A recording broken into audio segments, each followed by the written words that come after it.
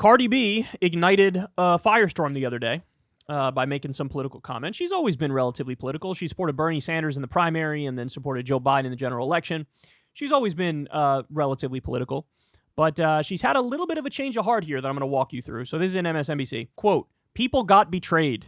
Cardi B says she's not voting in the presidential election. The rapper, who had thrown her support behind Joe Biden in the 2020 general election, said she felt layers and layers of disappointment under his administration. Rapper Cardi B, who notably endorsed President Joe Biden in the 2020 election, says she's not voting for either presidential candidate this year. In an interview with Rolling Stone published Thursday, Cardi B said she's felt layers and layers of disappointment under the Biden administration and is upset about the United States' destructive role in foreign affairs. Quote, I feel like people got betrayed, she said of Biden. It's just like, damn, y'all not caring about nobody. Then it really gets me upset that there are solutions to it. There is a solution. I know there's a solution because you're spending billions of dollars on any fucking thing. She also said she was concerned about artists of color getting blackballed for talking about Israel's assault on Gaza. That's interesting. America don't pay for endless wars for countries that have been going through shit for a very long time, she said. There's countries where kids are getting killed every single day, but because the U.S. won't benefit from that country, they won't help. I don't like that America has this superhero cape on. We never did things to be superheroes. We did things for our own convenience. In other words, stop with the bullshit. You're upholding human rights. You're upholding international law, liberal values. Stop with the bullshit. We know that's not true. All your actions prove that. The only reason we do anything is the same reason any empire throughout history has ever done anything. There's massive self-interest involved. Yeah, I mean, that's the inevitable conclusion when you look at certainly my entire life, the actions of the American government, the entire war on terror, for example, and now us backing Israel. The idea that it's some highfalutin, high-minded values we're trying to uphold is beyond laughable. It's beyond laughable. If you're on our team, you get away with whatever the fuck you want to get away with. If you're the enemy, then we're going to highlight all the bad things and act like it's a matter of justice to take you down. That's how this works. She's onto it. She knows. Cardi B has weighed in on politics over the years, speaking candidly about candidates and her political priorities. She threw her support behind Biden in the 2020 general election after initially endorsing Senator Bernie Sanders in the primary. I want a president who makes me feel secure, she said at the time. I want a president who understands the pain of the people. I want a president who is going to give us answers. By the way, that's actually a really important point because I feel like that's not something that people prioritize most of the time these days. Like, ideally, you should have a list of, hey, these are the things that I think are the solutions, whatever it may be. Hey, we need a Green New Deal to fight back against climate change. We need universal health care to make sure that medical bills are no longer the number one cause of bankruptcy. We need a higher minimum wage, or we need the PRO Act to give people unionization to make sure that the working class is protected. Ideally, you have a set of policy solutions and you vote based on that set of policy solutions. But oftentimes nowadays, we know the way it works. There's two main parties, and the two main parties are kind of have a stranglehold on the system, and the third parties are sort of pushed to the corners, and we don't have ranked choice voting everywhere, so they get very, very low numbers. And then it's just, hey, it's almost like a competition every year. Everybody's voting based on who they hate the most, right? So if you think Trump is the absolute worst, people hold their nose and vote Biden. You think Biden's the absolute worst, people hold their nose and vote for Trump. But what's left out of that equation is, hey, are they actually going to do anything that fixes shit? Are they actually going to deliver on any of the priorities that I think this country needs to get better? And she's laying that out. On an Instagram live stream in November, she publicly criticized Biden over the U.S.'s continued military aid to Ukraine and Israel, while Americans struggled at home, vowing not to endorse any presidential candidate in the future.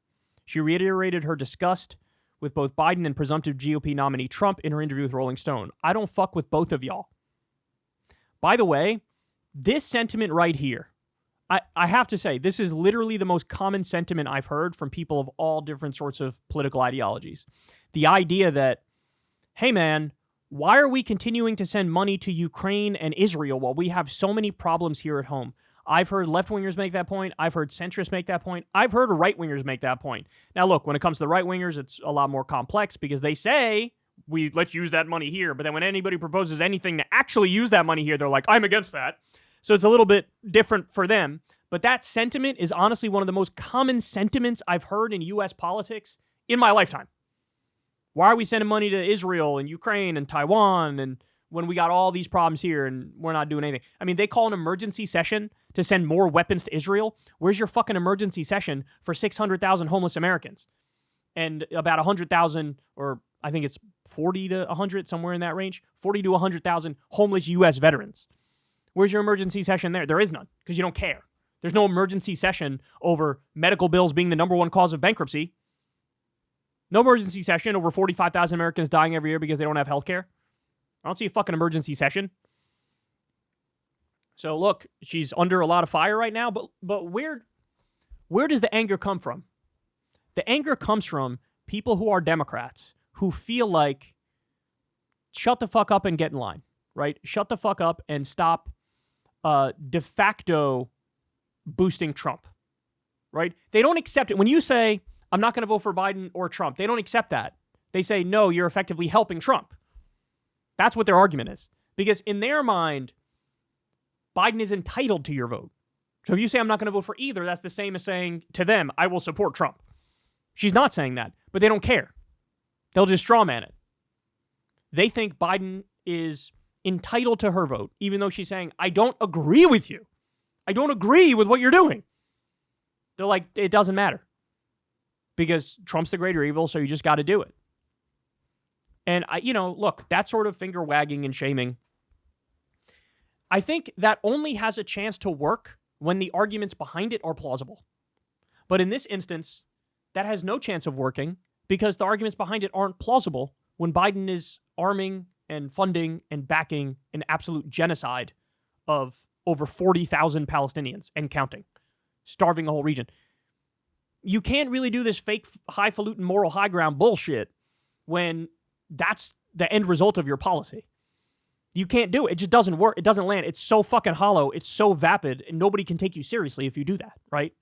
It's just not going to work, nor should it.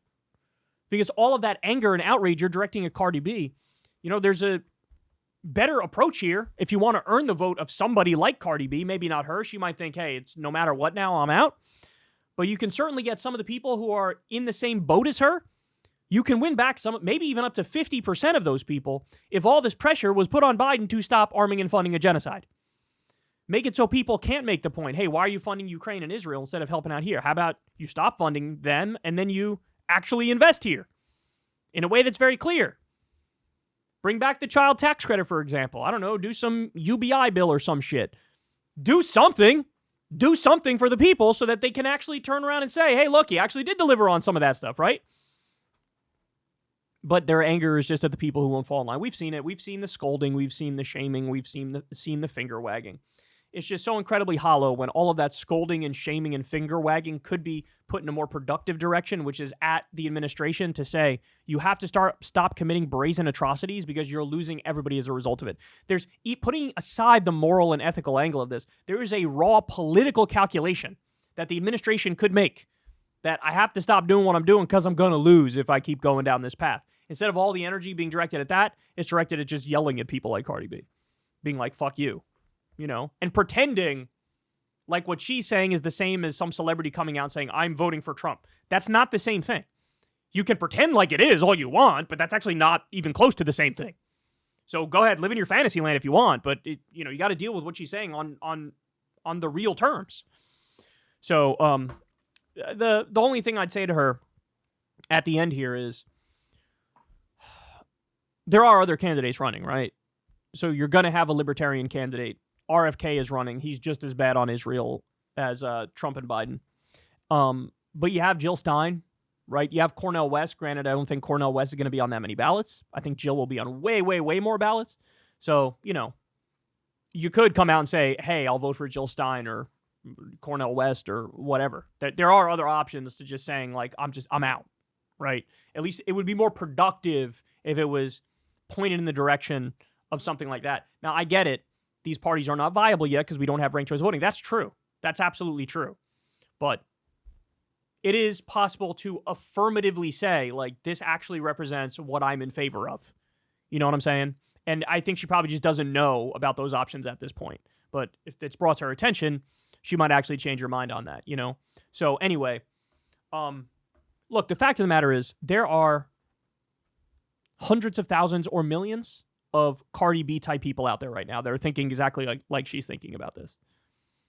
And if you want to do something about that, then do something about that. You guys remember when we covered the voters in Michigan who voted uncommitted? 50% of them said in a focus group that CNN did, 50% of them said, if Biden changes path on this issue, arming and funding a genocide, I'll vote for him. I'll do it. So all of the energy should be in that direction. Because, by the way, as a matter of principle, it's the correct thing to stop a genocide. Like that. How about that? That little thing. But also, strategically. Put your energy there, and then that helps it so that your guy might win for all the scoldy-ass Democratic hacks out there.